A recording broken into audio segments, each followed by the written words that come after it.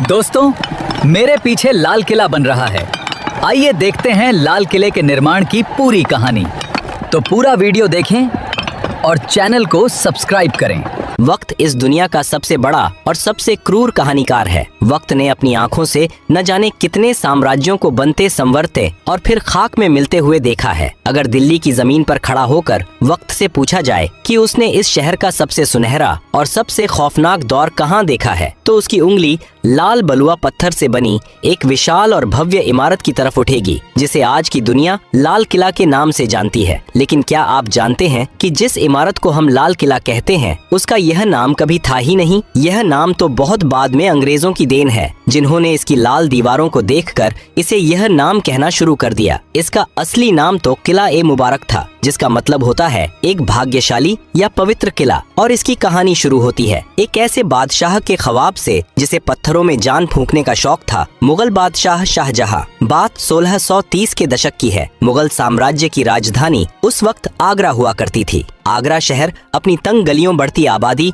और गर्मियों में झुलसा देने वाली गर्मी से परेशान था। शाहजहां, जो अपनी कला और वास्तुकला के प्रेम के लिए जाने जाते थे, उनका मन आगरा से भर चुका था। उन्हें एक ऐसे शहर की तलाश थी जहां वो अपने सपनों की दुनिया बसा सकें। और फिर उनकी नजर गई यमुना के किनारे बसी एक पुरानी जमीन पर दिल्ली। शाहजहां ने तय किया कि मुगलों का तख्त अब आगरा से दिल्ली जाएगा। 1638 में उन्होंने दिल्ली में एक नया शहर बसाने का हुक्म दिया, जिसे नाम दिया गया शाहजहानाबाद, जिसे आज हम पुरानी दिल्ली कहते हैं। और इसी शहर के बिल्कुल बीचों बीच यमुना नदी के ठीक किनारे नींव रखी गई दुनिया के सबसे आलीशान किले की, किला ए मुबारक की। इस किले को बनाने में पूरे 10 साल का वक्त लगा। उस्ताद अहमद लाहौरी, जिन्होंने ताजमहल का खाका तैयार किया था, उन्हीं के हाथों इस किले का नक्शा भी खींचा गया। 1648 में जब यह किला पूरी तरह से बनकर तैयार हुआ, तब शाहजहां दिल्ली में नहीं बल्कि अफगानिस्तान के काबुल में थे। जैसे ही उन्हें यह पैगाम मिला कि उनका सपनों का किला तैयार है, वो बिना कोई वक्त गंवाए दिल्ली की तरफ चल पड़े। इस भव्य किले की बनावट में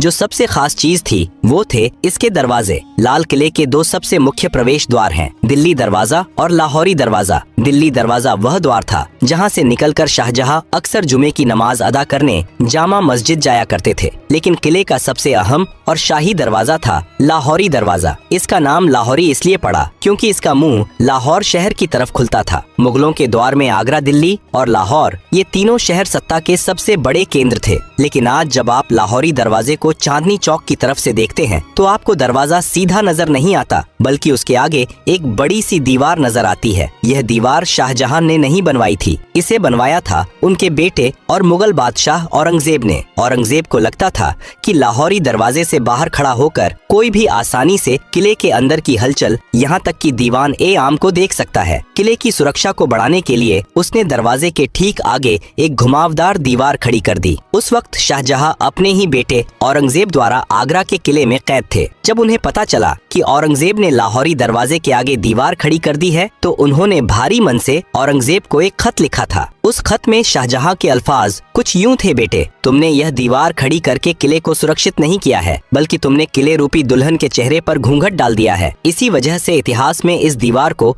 घूंघट वाली दीवार भी कहा जाता है। विडंबना देखिए, जिस दीवार को एक मुगल बादशाह ने सुरक्षा के लिए बनवाया था, उसी दीवार की प्राचीर से आजादी के बाद 15 अगस्त 1947 को आजाद भारत के पहले प्रधानमंत्री पंडित जवाहरलाल नेहरू ने पहली बार तिरंगा फहराया था। जैसे ही आप लाहौरी दरवाजे से किले के अंदर कदम रखते हैं, आपके सामने मुगलों का एक अलग ही संसार खुल जाता है। अंदर जाते ही जो सबसे पहली जगह आती है, वह है छत्ता बाजार, जिसे मीना बाजार भी कहा जाता है। शाहजहां ने यह बाजार खास तौर पर अपनी बेगमों और शाही परिवार की औरतों के लिए बनवाया था। अरब, फारस और तुर्की से बड़े बड़े व्यापारी यहाँ रेशम, कीमती पत्थर, इत्र और जेवरात लेकर आते थे। यह छत से ढका हुआ एक ऐसा अद्भुत बाजार था जो आज भी 350 सालों बाद अपनी उसी जगह पर मौजूद है, जहां आज सैलानी अपनी यादों के लिए सामान खरीदते हैं। छत्ता बाजार की रंगीनियों को पार करते ही आप एक खुली जगह पर आते हैं और आपके सामने खड़ी होती है एक और शानदार लाल इमारत, नौबत खाना। नौबत खाना यानी वह जगह जहां शाही शहनाई और नगाड़े बजते थे। दिन में 5 बार यहाँ अलग अलग धुनों में नौबत बजाई जाती थी, जो शहर के लोगों को वक्त का अंदाज देती थी। जब भी कोई बड़ा शाही मेहमान या खुद बादशाह किले में आते थे, तो इसी नौबत खाने से नगाड़ों की गूंज पूरी दिल्ली में यह ऐलान कर देती थी कि शहंशाह तशरीफ ला रहे हैं। यह वही नौबत खाना है जहां बाद के मुगल काल में सत्ता के खूनी खेल खेले गए और जहां बादशाह जहांदार शाह और फर्रुखसियर का कत्ल किया गया था। नौबत खाने की खूनी और संगीतमय दहलीज को पार करते ही आपके सामने एक विशाल और खुला हुआ प्रांगण आता है। यह वह जगह थी जहां मुगल सल्तनत की आवाज गूंजा करती थी। लाल बलुआ पत्थर के भव्य और नक्काशीदार खंभों पर टिका यह मंडप दीवान ए आम कहलाता है। नाम से ही स्पष्ट है कि यह वह दरबार था जहां एक आम इंसान, एक फकीर या एक किसान भी अपने बादशाह के सामने अपनी फरियाद लेकर आ सकता था। दीवान ए आम के बिल्कुल बीचों बीच दीवार के साथ सटा हुआ संगमरमर से बना एक बेहद खूबसूरत और ऊंचा झरोखा सिंहासन है। जब शाहजहां या मुगले आजम यहाँ बैठते थे तो उन्हें पूरे दरबार का साफ नजारा दिखता था। इस भव्य सिंहासन को नशेमन ए जिल ए इलाही कहा जाता था, जिसका शाब्दिक अर्थ है धरती पर ईश्वर की परछाई का निवास। मुगल बादशाह खुद को खुदा का नुमाइंदा मानते थे और यह सिंहासन उसी रुतबे का प्रतीक था। इस ऊंचे सिंहासन के ठीक नीचे संगमरमर का एक शानदार चबूतरा रखा हुआ है। यह वह जगह थी जहां वजीर ए आजम प्रधानमंत्री खड़े होकर आवाम की अर्जियां जोर जोर से पढ़ते थे और बादशाह सलामत ऊपर बैठकर अपना फैसला सुनाते थे। लेकिन दीवान ए आम के इस सिंहासन की सबसे अद्भुत चीज है इसके पीछे की दीवार। अगर आप कभी करीब से गौर करें तो इस काले संगमरमर की दीवार पर रंग बिरंगे कीमती पत्थरों को तराश कर बनाई गई एक ऐसी चित्रकारी है जिसकी मिसाल उस दौर में पूरी दुनिया में नहीं मिलती थी। पत्थरों के अंदर पत्थर जड़ने की इस नायाब कला को परचिनकारी कहा जाता है। इस बेमिसाल नक्काशी को एक मशहूर विदेशी कलाकार ने अपने हाथों से उकेरा था। इस दीवार पर पक्षियों, फूलों और यूनानी देवता की आकृतियां इतनी सजीव हैं कि लगता है जैसे पत्थर अब भी बोल पड़ेंगे। दीवान ए आम की इस आम दुनिया से निकलकर जब हम किले के और अंदरूनी हिस्सों की तरफ बढ़ते हैं तो वास्तुकला पूरी तरह बदल जाती है। लाल पत्थरों की जगह अब सफेद चमकता हुआ संगमरमर ले लेता है। यह मुगल साम्राज्य का सबसे सुरक्षित और खास इलाका था। दीवान ए खास, जैसा कि नाम से ही जाहिर है, यह बादशाह का वह निजी और शाही दरबार था जहां आवाम को आने की इजाजत नहीं थी। यहाँ केवल बादशाह के सबसे खास मंत्री, अमीर उमरा, रणनीतिकार, सेनापति और विदेशी मेहमान ही कदम रख सकते थे। दीवान ए खास की भव्यता का अंदाज आप इस बात से लगा सकते हैं कि किसी जमाने में इस पूरे महल की छत लकड़ी या पत्थर की नहीं बल्कि ठोस चांदी की बनी हुई थी। इसकी सफेद संगमरमर की दीवारों पर सोने का पानी चढ़ा था और फूल पत्तियों की बनावट में असली माणिक, नीलम पन्ना और पुखराज जैसे बेशकीमती रत्न जड़े थे। आज वहाँ दीवारों पर केवल वो खाली निशान और गड्ढे बचे हैं जिन्हें बाद में लुटेरों ने खुरच कर निकाल लिया था। इसी दीवान ए खास के बिल्कुल बीचों बीच रखा जाता था दुनिया का सबसे महंगा, सबसे आलीशान और सबसे चर्चित सिंहासन, तख्त ए ताऊस, जिसे दुनिया मयूर सिंहासन के नाम से जानती है। यह सिर्फ बैठने की जगह नहीं थी, यह मुगलों की अकूत दौलत का सबसे बड़ा सबूत था। शुद्ध सोने, चांदी और अनगिनत हीरे जवाहरात से बनी इस मसनद को बनाने में उस दौर में करोड़ों रुपए खर्च हुए थे। इस सिंहासन के ऊपरी हिस्से पर हीरे मोतियों से जड़े 2 मोर बने हुए थे और इसी तख्त ए ताऊस के ठीक बीच में जड़ा था मुगल सल्तनत का सबसे बड़ा गुरूर और दुनिया का सबसे नायाब हीरा कोहिनूर। जब बादशाह शाहजहां अपने शाही लिबास में इस तख्त पर बैठते थे तो उनके मुकुट और सिंहासन की चमक से पूरा दीवान एक खास रोशन हो उठता था। लेकिन वक्त की सुइयां हमेशा एक सी नहीं रहती। जिस महल ने दौलत और शानो शौकत का चरम देखा था, उसने बर्बादी का वो खौफनाक मंजर भी देखा जिसकी कल्पना मुगलों ने ख्वाब में भी नहीं की थी। साल था 1739। ईरान का खूंखार बादशाह नादिर शाह मुगलों की कमजोरी और लाल किले की दौलत की महक सूंघता हुआ दिल्ली आ पहुंचा। उसने दिल्ली की सड़कों पर ऐसा खून खराबा मचाया कि यमुना का पानी लाल हो गया। जब नादिर शाह दीवान ए खास में दाखिल हुआ तो तख्त ए ताऊस को देखकर उसकी आंखें फटी रह गईं। नादिर शाह ने दीवान ए खास को बेरहमी से लूटा और लौटते वक्त अपने साथ दुनिया का सबसे बड़ा खजाना तख्त ए ताऊस और कोहिनूर हीरा ईरान ले गया।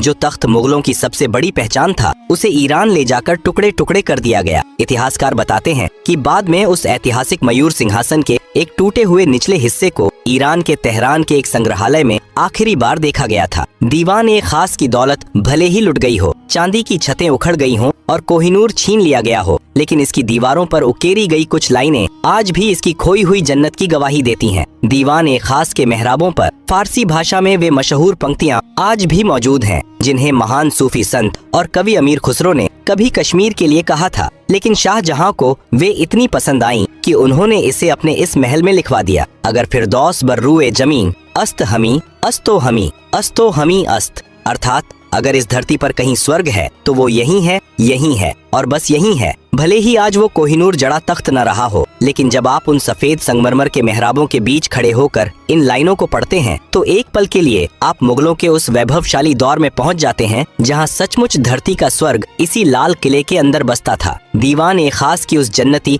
और चकाचौंध से भरी दुनिया से जब हम लाल किले के और भी अंदरूनी और नितांत निजी हिस्सों की तरफ बढ़ते हैं तो वास्तुकला एक अलग ही रंग में रंग जाती है। इस्लामिक वास्तुकला में जन्नत का तस्वुर बिना बहते हुए पानी और बगीचों के अधूरा माना जाता है। शाहजहां जो बेहतरीन काम के मुरीद थे, उन्होंने अपनी इस दिल्ली की जन्नत में जान फूंकने के लिए एक ऐसी नहर का निर्माण करवाया जो लाल किले के महलों के ठीक बीचों बीच से होकर गुजरती थी। इसे नाम दिया गया नहर ए बहिश्त यानी स्वर्ग की नहर। यह कोई आम पानी की नाली नहीं थी। यमुना नदी के पानी को एक खास तकनीक से लाल किले के अंदर लाया गया था। यह नहर ए बहिश्त संगमरमर से बने महलों के फर्श के बीच से खूबसूरत फव्वारों और फूलों की क्यारियों को चूमते हुए गुजरती थी। दिल्ली की झुलसा देने वाली गर्मियों में जब यह ठंडा पानी महलों के अंदर बहता था तो पूरे महल की आबो हवा वातानुकूलित हो जाती थी। पानी के बहने की वह मधुर कलकल आवाज और फव्वारों से उठती खुशबू महलों के अंदर मानो जादू कर देती थी। नहर ए बहिश्त का पानी सबसे पहले जिस शानदार महल से होकर गुजरता था वो था मुगल हरम का सबसे रंगीन और खूबसूरत हिस्सा रंग महल। नाम के ही अनुरूप यह रंगों का महल शाहजहां ने अपनी खास बेगमों, शहजादियों और शाही परिवार की औरतों के लिए बनवाया था। इस महल के बीचों बीच संगमरमर का एक बेहद खूबसूरत कमल के आकार का फव्वारा था जिसमें जब नहर ए बहिश्त का पानी गिरता था तो वह किसी खिले हुए फूल सा लगता था। रंग महल की छतों और दीवारों पर शीशे और बेशकीमती पत्थर इस तरह जड़े गए थे कि रात के वक्त जब यहाँ मोमबत्तियां जलाई जाती थीं तो पूरा महल तारों भरे आसमान की तरह झिलमिला उठता था। लेकिन वक्त का सितम देखिए, जिस रंग महल में कभी मुगल शहजादियों की पायलों की झंकार गूंजती थी और इत्र की महक हवाओं में तैरती थी, 1857 के गदर के बाद जब अंग्रेजों ने लाल किले पर कब्जा किया तो उन्होंने इस नायाब महल को अपनी सेना की रसोई में तब्दील कर दिया। उन क्रूर सैनिकों ने दीवारों पर जड़े सारे कीमती पत्थर और शीशे खुरच कर निकाल लिए और उस जन्नती महल की दीवारों को धुएं से काला कर दिया। रंग महल के ठीक बगल में एक और शानदार इमारत खड़ी है जिसका नाम है मुमताज महल। शाहजहां ने इस महल का नाम अपनी सबसे महबूब बेगम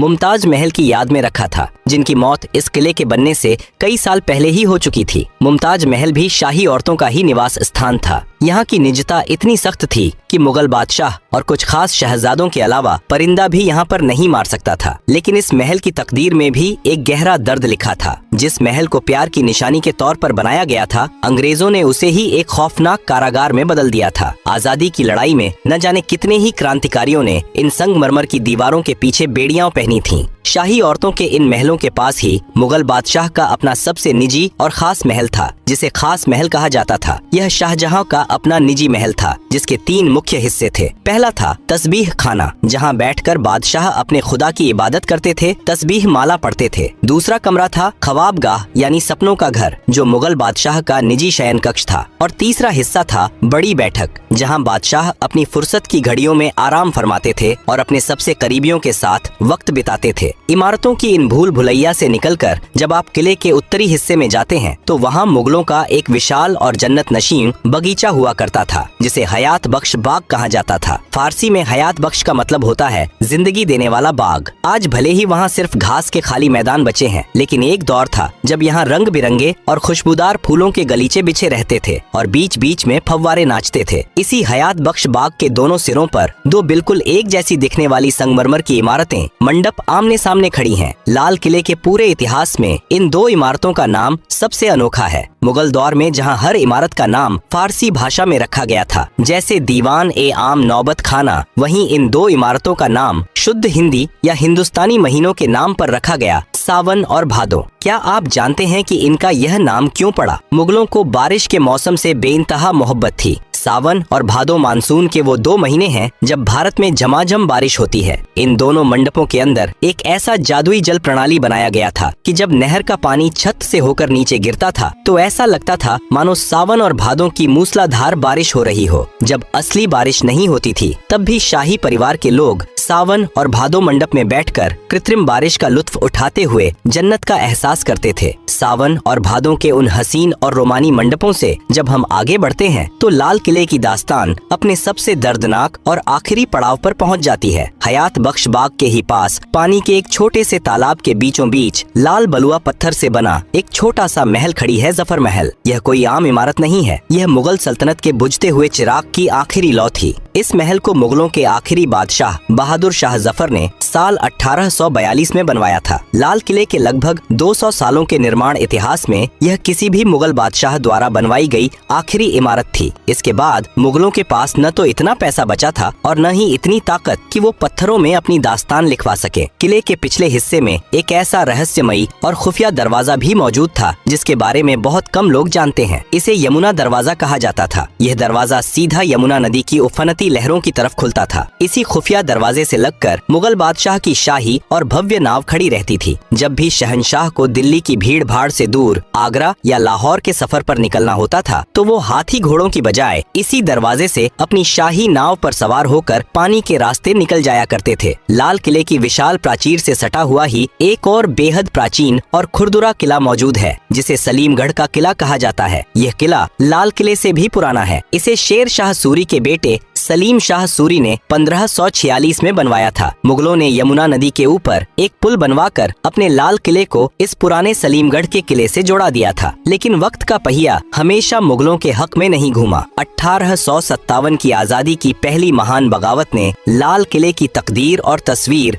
दोनों को हमेशा के लिए बदल कर रख दिया। जब अंग्रेजों ने आखिरकार दिल्ली और इस किले पर कब्जा किया तो उन्होंने इसकी मुगल रूह को ही छलनी कर दिया। लाल किले के अंदर एक बेहद खूबसूरत और तिलिस्मी बाग हुआ करता था, महताब बाग, जिसका मतलब होता है चांदनी रात का बगीचा। अंग्रेजों ने अपनी नफरत में इस हसीन बगीचे को बेरहमी से उजाड़ दिया। फूलों और फव्वारों की जगह उन्होंने अपनी फौज के रहने के लिए भद्दी लाल ईंटों वाली नीरस इमारतें खड़ी कर दी। इन इमारतों को सैनिक कक्ष कहा जाता है। आज जब आप लाल किले में मुगल वास्तुकला की बारीक और रेशमी नक्काशी के ठीक सामने अंग्रेजों की बनाई इन चौकोर अंग्रेजी वास्तुकला की इमारतों को देखते हैं तो दोनों के बीच का अंतर चीख चीख कर मुगलों के पतन और अंग्रेजों के जुल्म की गवाही देता है। अंग्रेजों ने लाल किले के लगभग 80% शाही महलों और बगीचों को नष्ट कर दिया था, लेकिन लाल किले के इतिहास का सबसे स्याह और रुला देने वाला दिन वह था जब इसी किले के अंदर, जहां कभी मुगल बादशाहों का एक इशारा पूरी दुनिया का कानून हुआ करता था, वहीं भारत के आखिरी बादशाह बहादुर शाह जफर को एक मुजरिम की तरह खड़ा किया गया। अंग्रेजों ने उन पर 1857 की क्रांति का सरगना होने का मुकदमा चलाया। विडंबना देखिए, जिस दीवान खास पर बैठकर उनके पुरखे शाहजहां और औरंगजेब दुनिया भर के बादशाहों का इस्तकबाल करते थे, उसी महल में 82 साल के बूढ़े जफर को उनके ही वतन में देशद्रोही करार दे दिया गया। सजा के तौर पर